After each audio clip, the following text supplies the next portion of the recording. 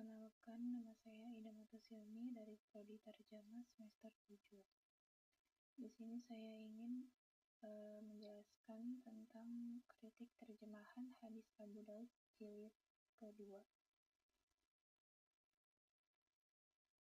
Langsung saja ke bagian pendahuluan. Hadis adalah sumber hukum Islam kedua setelah Al-Quran.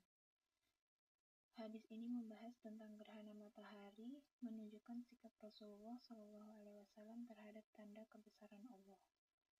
Penerjemahan hadis ini memerlukan ketelitian agar makna spiritual dan hukumnya tidak berubah. Hadis ini menggambarkan bagaimana Rasulullah SAW melihat fenomena alam bukan sekadar peristiwa ilmiah tetapi tanda kekuasaan Allah. Karena itu penerjemahan hadis perlu hati-hati agar maknanya tetap utuh dan benar. Selanjutnya ada rumusan masalah. Yang pertama, bagaimana struktur teks sumber dan terjemahan hadis. Yang kedua, teknik terjemahan apa yang digunakan. Teknik reduksi, amplifikasi, atau ketepatan makna. Dan yang ketiga, bagaimana penerapan prinsip terjemahan hadis. Penelitian ini berfokus pada 3 hal penting. Yang pertama, struktur teks. Yang kedua, teknik penerjemahan. Dan yang ketiga, penerapan prinsip dalam menerjemahkan hadis agar hadis hasilnya tetap akurat dan jelas. Dan selanjutnya ada tujuan dan manfaat. Yang pertama ada tujuan, yaitu menjelaskan makna hadis secara tepat, menganalisis dari sisi linguistik dan semantik, menilai kesesuaian terjemahan dengan teori. Dan adapun manfaatnya yaitu menambah wawasan tentang penerjemahan hadis, menerapkan contoh teori terjemahan dan referensi bagi mahasiswa terjemah atau studi hadis. Tujuan utama penelitian ini adalah menjaga akurasi makna hadis, sekaligus memberi manfaat bagi mahasiswa yang ingin memahami teori terjemahan dalam konteks teks keagamaan. Dan selanjutnya ada teks sumber dan terjemahan awal. Di sini teks sumbernya yaitu Haddatsana Musa ibnu Ismail haddatsana Wuhaibun haddatsana Ayyub an Abi Kilabah an Qabidatal Hilali fal kusifat asyamsu ala ahdi Rasulullah sallallahu alaihi wasallam fa kharaja fazi'an yajuru salbahu wa ana ma'ahu yawma idin bil madinati fa shalla rak'ataini fa atala fihima al-qiyama thumma insarafa wanjalat fa qala innama hadhil ayatu yukhawwifullahu biha fa idza ra'aytumuha fasallu ka ahdatsa salatin sallaitumuha min maktubati. Haddatsana Ahmad ibnu Ibrahim haddatsana Raihan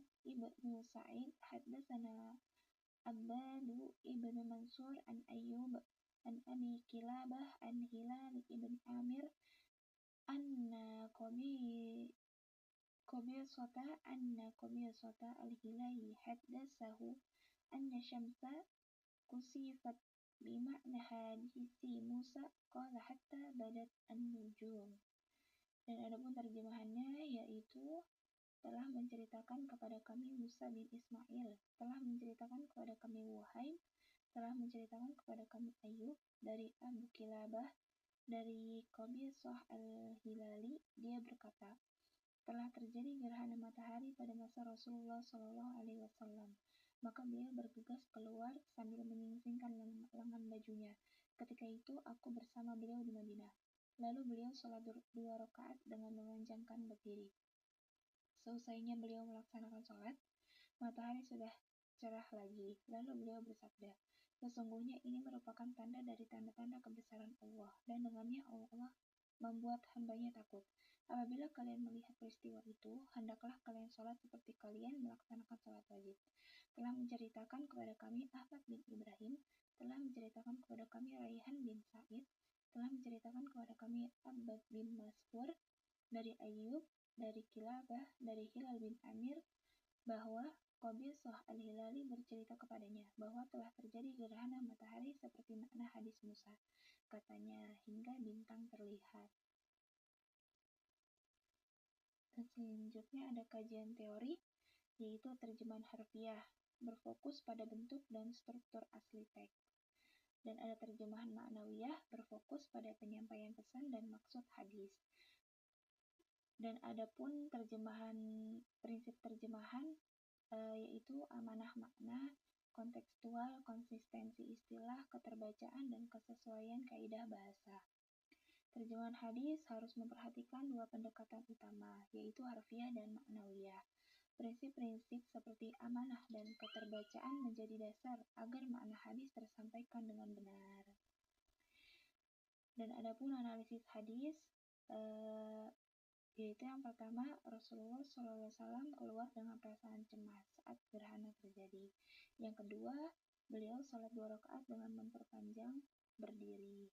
Yang ketiga, menunjukkan ketundukan spiritual terhadap tanda kekuasaan Allah.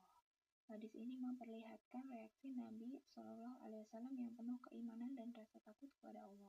Beliau mengajarkan agar manusia menyikapi fenomena alam dengan sholat dan introspeksi diri. Dan selanjutnya ada teknik terjemahan. Yang pertama itu teknik reduksi, yaitu menyederhanakan kalimat tanpa mengubah makna. Yang kedua ada teknik amplifikasi, yaitu menambahkan penjelasan tersirat agar konteks lebih jelas. Dan yang ketiga ada ketepatan makna, yaitu menentukan padanan kata yang paling tepat dan alami. Dalam penerjemahan hadis ini, teknik reduksi dan amplifikasi digunakan untuk menjaga keseimbangan antara kesederhanaan bahasa dan keutuhan makna. Dan selanjutnya ada kaidah bahasa, yaitu mengikuti kaidah KBBI dan PUBI, menggunakan tanda baca untuk membedakan narasi dan sabda Nabi. Dan yang terakhir ada transliterasi Arab Latin, mengikuti pedoman resmi. Aspek kebahasaan seperti ejaan dan tanda baca tidak hanya teknis, tapi juga penting agar sabda Nabi Muhammad SAW dan narasi hadis dapat dibedakan dengan jelas. Dan selanjutnya ada revisi terjemahan, yaitu menambahkan nuansa emosional, contohnya yaitu dengan perasaan cemas.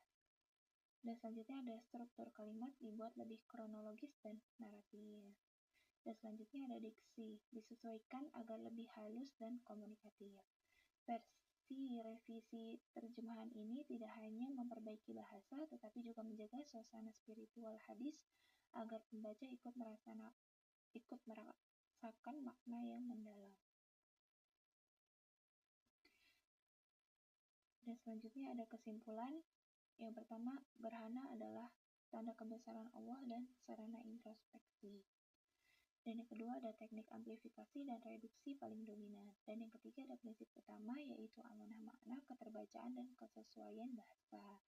Dan yang keempat ada terjemahan hadis harus ilmiah sekaligus bernilai dakwah dan edukatif. Kesimpulannya, penerjemahan hadis bukan hanya soal bahasa, tetapi juga tanggung jawab ilmiah dan spiritual agar pesan Nabi SAW tetap tersampaikan kepada umat dengan benar dan indah.